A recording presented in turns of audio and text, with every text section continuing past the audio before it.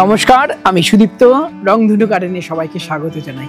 কিছুদিন আগেই আপনাদের সামনে একটি ভিডিও নিয়ে এসেছিলাম, যেখানে ছাদ বাগানের জন্য সেরা 12 মাসে কিছু ফলের কথা আমি আপনাদেরকে বলেছিলাম। সেই লিস্টে 10 নম্বরে ছিল জাবটিকাবা। জাবটিকাবা একটি ব্রাজিলের একটি ফল, যেটা সারা বছর ধরতে পারে খুব অল্প পরিচর্যায়।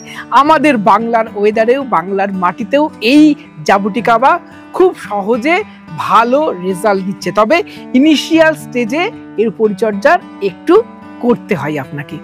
মাটিটা একটু ভিন্ন রকম ভাবে তৈরি করতে হবে এবং ইনিশিয়াল স্টেজে কিছু স্পেশাল পরিচর্যার প্রয়োজন করলেই এই জাবটিকাবা আপনাকে মন ভরিয়ে রাখবে সারা জীবন। ছাদ বাগানে কিভাবে জাবটিকাবা করা যায়, কিভাবে স্বল্প সময়ের মধ্যে ফল ধরানো যায়, কিভাবে সুস্থ সবল একটি জাবটিকাবার গাছ গ্রো করা যায়, আজকের প্রতিবেদনে সেই বিষয়গুলো তুলে ধরবো। এবং জাবটিকাবার কোন জাত আপনি ছাদ বাগানে লাগালে তাড়াতাড়ি সফলতা পাবেন, সেই বিষয়ে ডিটেলসে বলবো।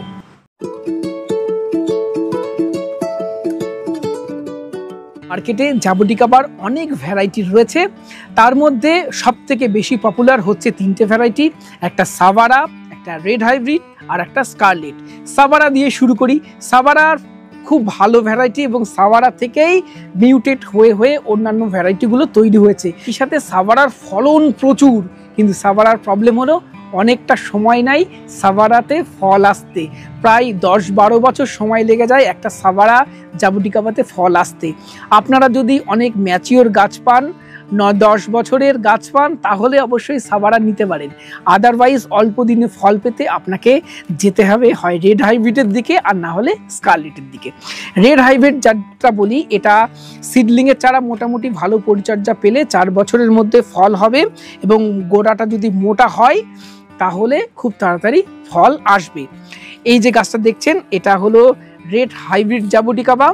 এটার গোড়া দেখে মনে হচ্ছে মোটামুটি 2.5 বছর মতো বয়স। এটাকে 1 বছর যদি ঠিকঠাক পরিচর্যা করতে পারি, এটাতে নিশ্চয়ই ফল আসবে। এবং রেড হাইব্রিড ট্রু 12 মাসই বলা যাবে না, অন্তত বছরে 2-3 বার ফল এটাতে আসতে পারে। যেটা একদম ট্রু 12 মাসই এবং সব থেকে কম দিনে ফল আসে, সেটা হলো স্কারলেট জাবটিকাবা। এটা সিডলিংয়ের চারা হলে অন্তত ভালো পরিচর্যা পেলে 3 বছরের মধ্যে ফল আসবে। এবং পারলে অবশ্যই স্কারলেট জাবটিকাবা একটা সংগ্রহ করবেন। রেড হাইব্রিডের পাতা আর স্কারলেটের পাতা অনেকটাই আলাদা। রেড হাইব্রিডে দেখবেন এই পর্ব মধ্যগুলো অনেকটা ডিস্টেন্স থাকে, আর স্কারলেটের কম্প্যাক্ট গ্রোথ হয়, পাতাগুলো একটু ঠিক মোটা মোটা হবে এবং ডিপ সবুজ কালারের এবং কম্প্যাক্ট গ্রোথ হবে।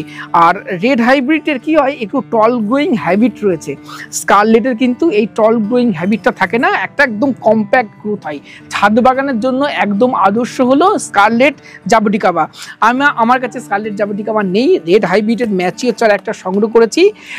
স্কারলেটের ম্যাচিওর 2টো চারা ছাদ বাগানে লাগানোর ইচ্ছা আছে। দেখা যাক কোথা থেকে ভালো চারা পাই। ভালো চারা পেলে যখন নিজে সংগ্রহ করব আপনাদের সাথেও শেয়ার করবো। আর এই যে গাছটা দেখছেন, এটা চাকলার লাইভ নার্সারি থেকে সংগ্রহ করা। এই ধরনের রেড হাইব্রিডের চারা লাইভ নার্সারিতে আমি দেখেছি, আপনারাও চাইলে সংগ্রহ করতে পারেন। এবার চলুন কিভাবে পরিচর্যা করব সেগুলো একটু দেখাই আপনাদের। সবার প্রথমে যেটা করতে হবে, মাটিটা ভালোভাবে তৈরি করে নেব। চলুন মাটিটা কিভাবে আমি করছি সে বিষয়ে প্রথমে আপনাদেরকে বলি। জাবটিকাবার এই বড় গাছগুলো ম্যাক্সিমামই দেখবেন রেড সয়েল, মানে সাউথ থেকে এসছে।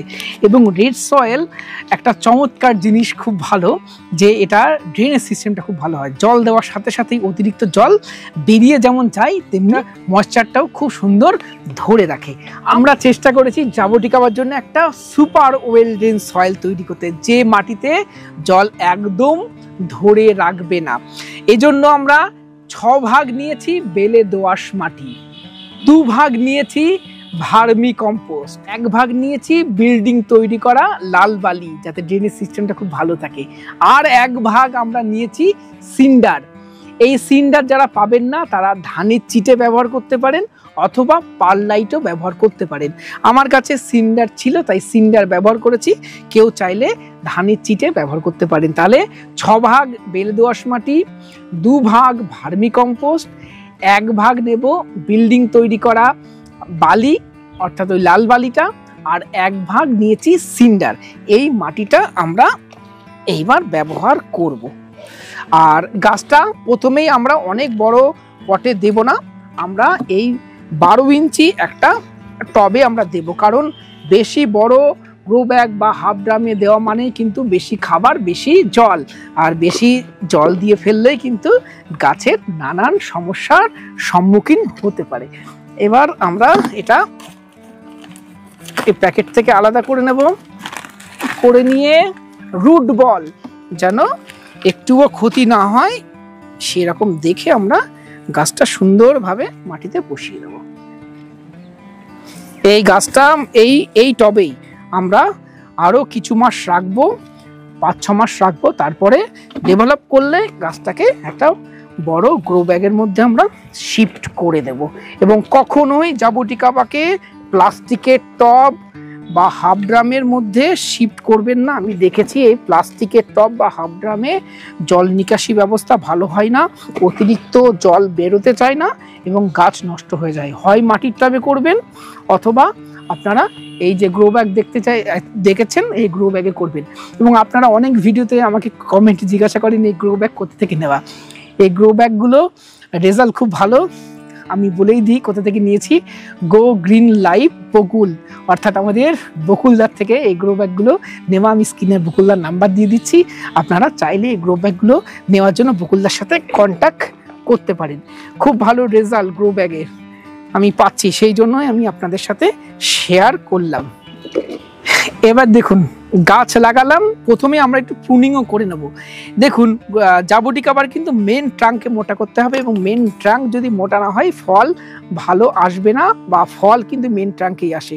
তাই এই ছোট ছোট চিকন চিকন যে ডালগুলো এই গোড়া থেকে বেরিয়েছে এটা কিন্তু একদম কেটে দেব, এটা কিন্তু একদমই রাখা যাবে না। এই গোড়া থেকে এই দেখুন দুটো ডাল, এই দুটো ডালকেই আমরা শুধু রাখবো, এগুলো সবই আমরা কেটে দেব। গাছের ডাল কাটতে অনেকে মায়া করে, কিন্তু গাছ ভালো করতে হলে প্রুনিং কিন্তু প্রপারলি করতে হবে। যে গাছ যেরকম প্রুনিং পছন্দ করে সেই গাছকে সেই সঠিক সময়ে সঠিকভাবে প্রুনিংটা কিন্তু করতে হবে, আদারওয়াইজ কিন্তু গাছ ভালো হবে না। এই 3টে ডাল, মেন 3টে ডালকে আমরা রাখছি, বাদ বাকি ডাল গোড়ার ডাল আমরা রাখবো না, এই ক্লিয়ার করে দিলাম। এই দেখুন, আশা করা যায় এই গাছটা খুব সুন্দর গ্রো করবে। জাবুটিকাবাই বলি এবার কি খাবার দেব কি খাবার দেব না। জাবুটিকাবাই কিন্তু জলের সমস্যা হলে এই পাতা পড়ে যায়, পাতার কিনারা পড়ে যায়। এটা সাধারণত যদি মাটির পিএইচ লেভেল চেঞ্জ হয়ে যায় তাহলে এই বিষয়টা হয়। এই জন্য আমি আপনাদের বলবো জাবুটিকাবাই একটু আরও ওয়াটার দেবেন, অর্থাৎ যে জলটা আমরা খাই সেই জলটা দেবেন। এবং জাবুটিকাবার মাটিতে আপনারা ওই শিংকুচি, হাড়ের গুঁড়ো এইগুলো ব্যবহার করবেন না, মাটি তৈরি করার সময় তো করবেনই না, ইভেন এতে মিক্স সারও প্রয়োগ করবেন না। এই শিংকুচি, হাড়ের গুঁড়ো এইগুলো দিলে পিএইচ লেভেল 6 বা 6.5 হয়ে গেলে কিন্তু গাছ সমস্যা দেখা দেবে, গাছ বাড়বে না এবং গাছে ক্লোরোসিস রোগ দেখা দেবে, কারণ গাছ খাবারটা ঠিকঠাকভাবে তুলতে পারে না এবং আয়রন ডেফিসিয়েন্সি হলেই গাছের নানান সমস্যা দেখা দেয়। তাই পিএইচ লেভেলকে ঠিক রাখার জন্য আপনারা প্রত্যেক 2 মাস 2.5 মাস পর পর একটু সালফার পাউডার গাছের গোড়ায় প্রয়োগ করবেন, হাফ চামচ করে প্রয়োগ করবেন, তাহলে দেখবেন এই পিএইচ লেভেলটা ঠিকঠাক থাকবে। আর জাবুটিকাবার মেন ফান্ডাই হলো জলটা কন্ট্রোল করা। প্রথমত অতিরিক্ত জল দেওয়া যাবে না এবং ভালো জল দিতে হবে, একটু আরও ওয়াটার দেবেন, একটু বৃষ্টিতে ধরা জল দেবেন, এই জলগুলো দেবেন, তাহলে দেখবেন জাবুটিকাবার তত্তর করে বাড়বে, জাবুটিকাবার সমস্যা বিশেষ হবে না। আর আপনারা এই যে গাছ লাগালাম আগামী 2 মাস 2.5 মাস এই গাছে কোনো খাবার দেব না, এই মাটিতে সেট হোক, যখন বাড়তে শুরু করবে ওই মোটামুটি 1.5 মাসে একবার গাছে সমরেশিওর এনপিকে দেবেন, একটু ভার্মি কম্পোস্ট দেবেন, তাহলে যথেষ্ট এই গাছের গ্রোথ করানোর জন্য এক্সট্রা ওই শিংকুচি, হাড়ের গুঁড়ো এগুলো এই গাছে দেওয়ার প্রয়োজন নেই। আর আগেই বললাম একটু আয়রন পছন্দ করে, আয়রন ডেফিসিয়েন্সি হলেই এর নানান সমস্যা দেখা দেয়, তাই আয়রন সারটা মাঝে মাঝে একটু গাছে স্প্রে করে দিতে পারেন, তাহলে দেখবেন গাছ ঠিক থাকবে এবং গাছ ভালোভাবে বাড়বে। এবং 12 মাসি ফলের গাছ হিসাবে আপনারা এই জাবুটিকা অবশ্যই সংগ্রহ করতে পারেন। এবং আমার যে গাছটা দেখছেন এটা হলো রেড হাইব্রিডের পাতাগুলো একটু ছোট হয়। আর দেখবেন স্কারলেট সবথেকে ভালো জাত আমি মনে করি স্কারলেটের পাতা আর একটু বড় হয় আর ডিপ গ্রিন হবে এবং স্কারলেটের গ্রোথটা দেখবেন কম্প্যাক্ট হবে। এই রেড হাইব্রিডের একটু টল গ্রোয়িং হ্যাবিট রয়েছে। আমার নিজেরও স্কারলেটের গাছ নেই, স্কারলেটের ভালো গাছের খোঁজে আছি, ম্যাচিওর গাছের খোঁজে আছি, পেলে অবশ্যই আপনাদেরকেও একটু শেয়ার করবো কোথা থেকে নিচ্ছি। আর স্কারলেট জাবুটিকা নিন বা রেড হাইব্রিড নিন, একটু ম্যাচিওর চারা নেবেন, না হলে এই জাবুটিকাতে ফল আসতে অনেকটাই সময় লেগে যায়, মিনিমাম 3-4 বছর সময় লাগে সিডলিংয়ের চারা। আমার এই গাছটার বয়স দেখে মনে হচ্ছে 2 বছর 2.5 বছর, এতে 1 বছর ঠিকঠাক পরিচর্যা করতে পারলেই গাছে ফল পাবো। আর আপনাদেরকে বলবো জাবুটিকা অবশ্যই করে ছাদ বাগানে লাগান। অন্যান্য গাছ যেমন খুব সুন্দর হচ্ছে, লেবু থেকে শুরু করে পেয়ারা, আম, তারপরে কামরাঙা, সবেদা, এগুলোর সাথে সাথে জাবুটিকা অবশ্যই লাগাতে পারেন। এবং সাথে আর একটা গাছের কথা বলবো, সেটা হলো 2টো গাছের কথা বলবো, আনারের বিভিন্ন নতুন জাত আর তার সাথে আঙুরের নতুন কিছু জাত, এগুলো ছাদ বাগানে করতে পারেন। খুব তাড়াতাড়ি এই আনার এবং আঙুরের উপরে ভিডিও আসছে, চ্যানেলে চোখ রাখবেন নতুন গার্ডেনিং বিষয়ক ভিডিও দেখার জন্য। আর আজকের ভিডিও কেমন লাগলো কমেন্ট বক্সে লিখে জানাবেন। ভিডিওটি ভালো লাগলে একটি লাইক করবেন, নতুন হলে চ্যানেলটি সাবস্ক্রাইব করে রংধনু গার্ডেনের সাথে থাকবেন। নমস্কার, সবাই খুব ভালো থাকবেন।